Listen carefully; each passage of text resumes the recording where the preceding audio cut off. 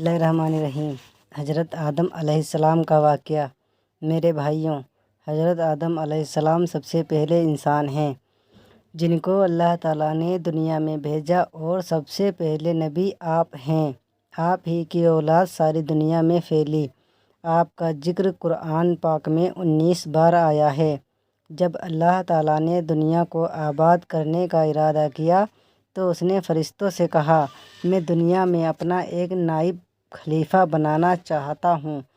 فرشتوں نے کہا، اے اللہ، تو دنیا میں ایسے شخص کو نائب بنانا چاہتا ہے جو خرابیاں کر کے اور خون کرتا پھرے۔ ہم تیری تعریف کرنے کے ساتھ تیری تسبیح اور پاکی بیان کرتے رہتے ہیں۔ اللہ تعالیٰ نے فرمایا، میں وہ باتیں جانتا ہوں جو تم نہیں جانتے۔ اللہ تعالیٰ نے حضرت آدم علیہ السلام کو سب چیزوں کے نام سکھا دیے، پھر ان کو فرشتوں کے سامنے کیا اور فرمایا، اگر تم سچے ہو تو مجھے ان کے نام بتاؤ۔ انہوں نے کہا کہ تو پاک ہے، جتنا علم تو نے ہم کو بخشا ہے اس کے سوا ہم کو کچھ نہیں معلوم۔ پھر اللہ تعالیٰ نے فرشتوں کو حکم دیا کہ تم آدم علیہ السلام کو سجدہ کرو۔ وہ سب سجدے میں گر پڑے، مگر شیطان نے سجدہ نہیں کیا۔ اس کا ذکر پہلے بھی آیا ہے۔ اللہ تعالیٰ نے حضرت آدم علیہ السلام سے کہا کہ تم اور تمہاری بیوی جنت میں رہو اور جہاں سے چاہو کھاؤ پیو، مگر ایک خاص درخت کے متعلق حضرت آدم علیہ السلام کو منع کر دیا کہ اس کے قریب بھی نہ جانا، ورنہ تم بھی ظالموں میں سے ہو جاؤ گے۔ اس طرح اللہ تعالیٰ نے حضرت آدم علیہ السلام کا امتحان لیا کہ دیکھے یہ ہمارا کہنا مانتے ہیں یا بھول جاتے ہیں اور شیطان کے بہکاوے میں آ جاتے ہیں۔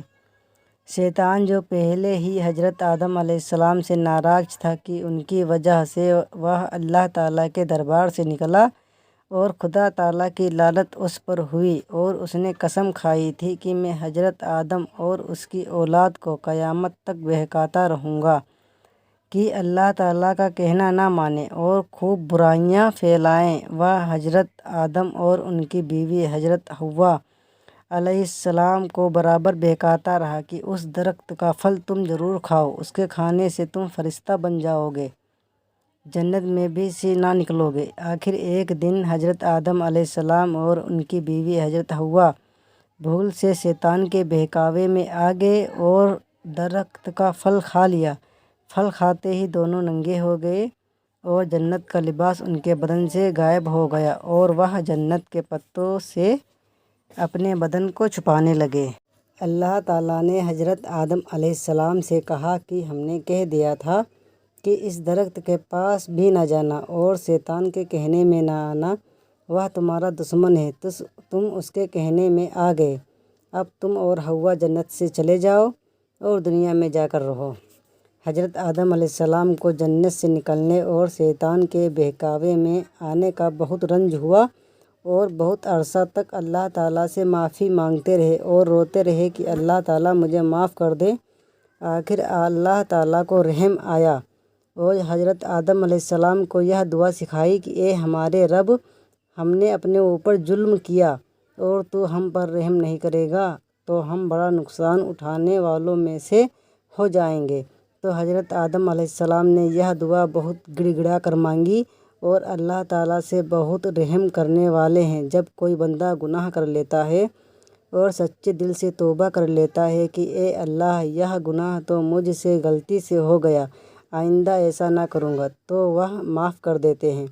چنانچہ حضرت آدم علیہ السلام کو بھی اللہ تعالیٰ نے معاف کر دیا، اور پھر کہا، تم اور تمہاری اولاد دنیا میں رہو۔ یہ بات یاد رکھو کہ جب میری طرف سے کوئی نبی علیہ السلام میری ہدایت لے کر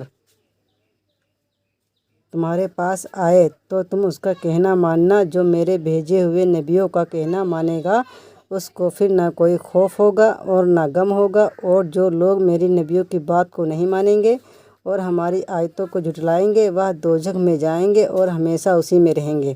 اس کے بعد حضرت آدم علیہ السلام اور حضرت حوا علیہ السلام دنیا میں رہنے سہنے لگے، خوب جی لگا کر اللہ تعالیٰ کی عبادت کرتے۔ ان کی بہت اولاد ہوئی اور دنیا میں سب جگہ آباد ہوتی رہی۔